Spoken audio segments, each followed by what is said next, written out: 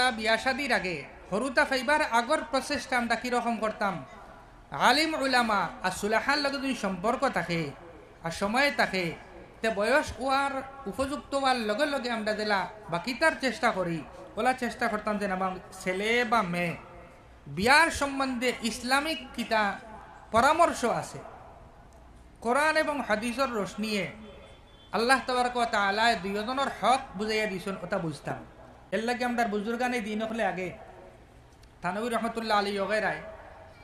পুরা কোর্সও বানাইছ না নির্দেশও দিতা যে বিয়ার উপযুক্ত ছেলে হইছে বা মেয়ে হইছে,